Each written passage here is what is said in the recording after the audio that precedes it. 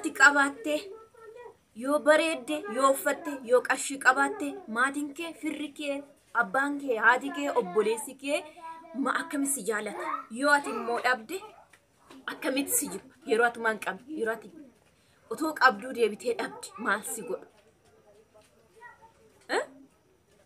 yeroo biyya ormaa kana jirru hundumtuu nu shoola hundumtuu akka nuti erginuuf akka nuti shilingii erginuuf isaanii faayidaadha garuu galtee torbaniin booda maaltu si qunnama akkami amileen isaanitti si eegan viidiyoo kana daawwannee walitti deebina. Galtee maatii kan kee bira taa'uudhaaf hin bareeddu. Abadan galtee maatii kan kee wajjin taa'utti hin bareeddu. Haadha tamte tamma si boottuuf tana tamma si rarraatuuf tana wallaahi torbaan takka bira yoo teette hin jibbita. Torbaan takka bira yoo teette jechuudha akka nama heerumee ka'ee mana haadhaaf abbaatiin galee si fakkaate jireenya. Ni jibbita jireenya achi laaltee bakka of jibbita. Gaafa kana chaansiin ati qabdu maal inni? Wanni takka faayidaa hin jiru jechuudha. Gaafa isiin Suudii jirtu Dubaay hin jirtu akkasii nyaataa turree namni isiin jedhu hin jiru. Firan qabdu bar wallaahi firan qabdu. Anamma gaafa biyyatti galeessan abbeeraan kan koo Adaamaa jira. Eessumni kiyya Finfinnee jira. Eengadda gaafa waa'ee masgida san irratti ajjeesan qarbiin nagaa isaa haa taatu. Wallaahi bilbilanii galteertan jedhan yeroo namni nagaa fate hin jiru. Gaafa galee garuu ni bushaa ilaal. Gaafa koyeeti jiru haftaa min akka tiyyaan jirtu. Tan sagalee kaayanii fi aanaan lukan na dhukkube. Madatu lukarra na bahe. Ni caammaa fixadhe. Maal ta'e? Akkas ta'e namni madaa hunda ka itti himatan ana ture yeroo sanitti. Gaafa biyya galee garuu firan qabdu gaafa biyya galte. Na amani. Wallaahi keessattuu ijoolleen mana madaam keessa jirte.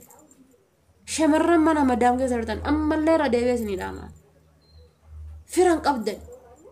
Wallaahi firan qabdan. Haati teessanillee firaa keessanii miti gaafa qarshiin qabu. Gaafa kaatanii biyya galte. Mee yeroo laaltan. Yeroo laaltanii asii kaatee galtee gaafa torbaanii Adaamaa jirti. Asamna. Gitanii gaa asii galteetiini wuy harmeetoo bade harmeetoo dha gaafa asii galtee gaafa torbaanii Adaamaa jirti. Numa jaartiin asiiroo viidiyoo akkamii wallaahi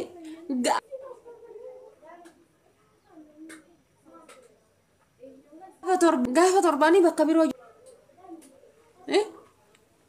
wallaahi kana maaltu taasise mee dhakiin qarshiidha jechuudha wallaahi qarshiidha ila maatii keessanii yoo ergitan anatu isiniin jedhe maatii keessanii yoo ergitan hello abbaa kiyya qarshii tana sangaadhaan bitadhu jedhi ergi naa kaayetteen ergi nanas hin jedhe sangaadhaan bitadhu jedhi ergi ayyo qarshii tana bunaan bitadhu jedhi ergi naa kaayetteen ergi maaliif haati tante tan ati ila tan ati naa bunaan bitadhu jettee ergite caammaadhaan bitadhu jettee ergite fuutee ijoollee kennitee ta'uufiiti caammaa laastikiidhaatiin deemti. Luka duwwaa akkanan lafa deemti jechuudha. Fuutee jalatti kennite. Obboleeyyan tantee dura jirtu sanii kennite. Ishii tan ati caammaan bitadhu jettee itti kennite ta'a akkas gootu qarshii kan kee akkam gooti. As kenni hin fuudhaa jedhee irraa fuudhee hin deebisaadhee irraa fuudhee lixeeni. Gaasaan gurguree dinnicha hambitee tirfii bu'aa irraa buufadhee tirfii deebisaa jedheeni lixeeni. Tirfii argadhee waan na deebisaadhee lixeeni nagayatti. Faayidaan hin jiru jechuun. Kan ammoo isin keessaa dubbadha. Maaf dubbadha wayi hojii jireenya arabaa waan argeef isin keessaa dubbadha. Jireenya galtee maatii kan kee bira taa'uudhaaf hin bareeddu. Abadan galtee maatii kan kee wajjin taa'utti hin bareeddu. Haadha tamte tamma si boottuuf tana tamma si rarraatuuf tana wallaahi torbaan takka bira yoo teette hin jibbita. Torbaan takka bira yoo teette jechuudha akka nama heerumee ka'ee mana haadhaaf abbaatiin galee si fakkaate jireenya. Ni jibbita jireenya achi laaltee bakka of jibbita. Gaafa kana chaansiin ati qabdu maal inni? Wanni takka faayidaa hin jiru jechuudha. Gaafa isiin Suudii jirtu Dubaay hin jirtu akkasii nyaataa turree namni isiin jedhu hin jiru. Firan qabdu bar wallaahi firan qabdu. Anamma gaafa biyyatti galeessan abbeeraan kan koo Adaamaa jira. Eessumni kiyya Finfinnee jira. Dheengadda gaafa waa'ee masgida san irratti ajjeesan qarbiin nagaa isaa haa taatu. Wallaahi bilbilanii galteertan jedhan yeroo namni na gaafate hin jiru. Gaafa galee garuu ni bushaa ilaal. Gaafa koyeeti jiru haftaa min akka tiyyaan jirtu tan sagalee kaayanii fi argaa jirtu gaa viidiyoo kana dhaggeeffattaniitu jedheen yaada. Guutumaan guutuutti isiniif ibsiteetti jirti. Waan jiruu fi dhugaa jiru isinii ibsitee jirti jechuudha. Omaa dabalatayyuu hin barbaachisu. Waanan an duratti haasa'aa dhufe har'ammoo isheen dabalata. Dhugaa waaqa akka waan aniif ishiin baqa waan tokko irratti hundoofne irratti yeroon isiniin jedhu waanan an arge waan argite wayinatti fakkaata jechuudha. Argiteetu dubbatti I think ishiinis biyya galtee deebite.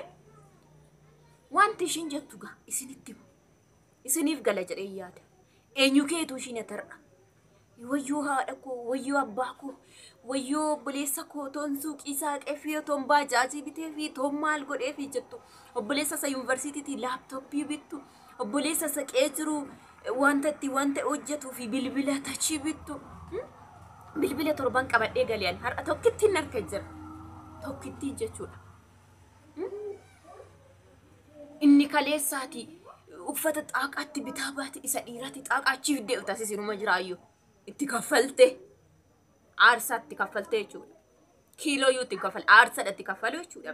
Biyya sana uffata xaaqa dhiirachi bittee gola boleettii kootii qaa kanan cufaaf gola boleessa kootii kanan qaacu gola haadha kootii kanan cufa gola abbaan koo sangaadha naa bitatu waan ta'e na ijaarratu qorqoorroo 60 bitaaf 30 bardhuftu waan ta'e jettee naachi jirtu yeroo hadi galte gaafa galte amma torbaniitti noo'a inni dakaa sin dhufa inni gaara sin dhufa inni jimmaa sin dhufa inni finfinnee sin dhufa okay hin dhufa nyaata hin dhugee gala waan biraa wanti inni fidee dhufu hin jiru si barbaadu dhufa waan nutti kennitu dhufa yaadumaa gaafa dhufe sanas waa fidee hin dhufu. Soma laalet haati kebbaan kee waan ta'e buna danfisuu namaa laatanii hin galu bakka yoo ati hin kennineef achumaan si ciniinanii galan jechuudha. Yoo dhuma kenniteefu amma ji'aatti yama carrashaa hirtee fixxaa sana booda namni helo siin jedhu jiru. Yommi garmaachuu Kiristoosin jechuudha. Obboleettii koo biraan guddadhe isiniin jedhee mana keessa nama 9tu jira. Nama 9 kan bara 3 dhaqee dhufe bara 3 uffata xaaqaa caammaa addisii baalbaanii bilbila wanti keddarra hin jiru. Amma mana isaanii jijjiirata bilbila yeroon isa boodanaa dhufu bilbila tachii otoo nama bilbila sana Afrikaa qabaadheen jira humna rakkisee jechuudha. Bilbila tachiitti kenna ji'aan dhufetti yuunivarsiitii deeme asan jira iddoon inni jiru as walisu. Inni kan deeme daqiiqaa 15 irraa fagaata iddoon inni jiru. Asiyaasitti bilbilaan hello yuunivarsiitiin deema qabxiin naa dhufe jechuu isee deeme zimmin jedhe bilbiluu fi saxxee deemeet baratee saamistira dhufe walagganaa nyaane obboleettii keenya biratti.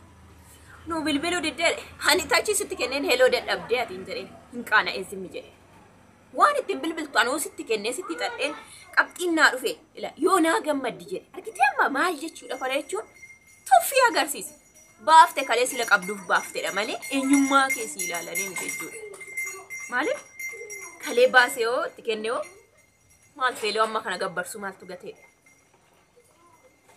Maani dhadhee dhumnaare kun otoo dhuma isin nun bilbileen nan jedha. Maal akkasii dhufeef akka deemtee anuu sirka jira bilbilli koo isumaan naa bilbiluu dadhabde daqiiqaa namarraallee fuutee bilbiluu dadhabde isasitti sii guutuun qabaayyuu hin jedhee. Silaalee dhagumaan nuti bilbilee silaan hin hojjetu barree jedhee kan dhiise jechuudha. Maaliif ani isinii kaase? Wanti biraa dhiisaa seenaa meen kaase. Akkuma mucayyoon kun jette dhugaa waaqayyoo ji'aan booda namni fuunfatee silaalu. Namni teessa dhadhaa jireenya qabdaa kaayyoon kee maalinni maal keessa jirta? Maalitti ce'uu barbaadda amma gaalli kee akkamii waan ari'aan itti seentu moo waan gaariidha moo waan si kuffisu moo waan si baasu moo hojii maal goota hin teessa moo hin hojjetta moo itti fuftee bakka yoo atuuqqatte yoo boochi yoo jireenya maas keessaa isaan fuuldura yoo deddeebite dhimmi sitti qabanii jiru. Otoon deemuun jechuudha. Isaan fuulduratti kiiloo 48 ta'e kiiloo 67 irra waggaa tokko keessatti dhugaa waaqayyo gaarummaa kana keessatti Meekaappii dibadheen deema akkanarraan beekamne uffata uffadheen deema. Garuu amma kana keessatti maal yaaddaa? Maal taateeti? Ana yaadata kan na godhe malee dhibee hin qabu kan kiiloo amma kana namarraa nyaatu. Kiiloo 67 irraa 48. Dhugaa waaqa Israa'el waggaa tokko keessatti. Maanni yaadni kee guyyaa guyyaa mar'atta. Gaafii maaltus keessa jira waan siiru. Kalee nu gargaarte, kalee humnaan nu gargaarte, qarshiin nu gargaarte, yaadan nu gargaarte. Har'a sii furuu dandeenya yaadan qarshii qabaachuu baanne hin jedhan. Namni siin jedhu tokko hin jiru. Fuuldurumatti dhibamta. Otoo dhibamtees gaafta qarshii shaarbee uffatanii inni dhiiras kiisii harka kaa'ee dhufee si gaafatee ba'a malee umaayyuu jechuudha. Yoo viidiyoon isin jalaa cicitaatumaan nama simachaan isin taasa'a. Kan isin garramu keessaa jechuudha. Ulataa nama akkamiiti akka deebisan himeetu warra har'a kun sirnaa tokko. Yeroo sirna wayii qabanii kun zayitii leetira tokko yookiin immoo daabboo tolchuu fi harki biyya keenya akkasumatti yookiin barbaree kiiloo tokko gargaaraan sirna isaanii irratti hojii gadda isaanii irra. Isaan akkasitti anum bira ta'aniitu immoo shiidhaa waan gargaara. Innaa jedhan baay'ee tokko na aarsa. Ani garuu isa kaanitti mana kuma meeqaa kuma dhibbaa olii baastee itti ijaartee sana cuftee uffata bara meeqatti isiiftee caaqaatti bittee caammaatti bittee gaarummaa isaanii yaadde qaa sana cufaa. Kana cufaa jechaanii baatee har'a garuu sibira ta'anii waa'ee nama leetira tokkitti zayitii bitee yookiin immoo eenyu 300 leetiriin tokko birrii 200 amma ishii bitee fi yookiin barbaree kiiloo tokko birrii 300 bana bitee isaa haasa'u jechuudha si bukkee ta'anii si aarsannaa sana. Dhugaa waaqayyoon isiniin jedha bakka sirna korratti narge akkuma isiniin jedhani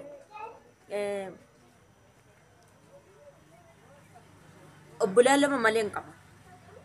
Garuu maalan galchee galee isiniin jedhe shamizii darzaana lamaan galchee galee isiniin jedhe 22. Ana abbaan qabu mitiire garuu amma sana irreen fixuuf biraan qabu nama shamizii sana miti. Garuu sirgii korratti kana duras dubbadhe nama 3 qofa dhufe. Namni nama sana hireef jechuudha. Namni amma sana meeshaa amma sana hireef. Namni namni walla hidhate sila birrii akkanaa bituuf waan ta'e bituu yeroo fanni na hidhate jechuudha. Yeroo dhiiras haa ta'u dubaras haa ta'u yeroo waan ta'e hidhate kenna.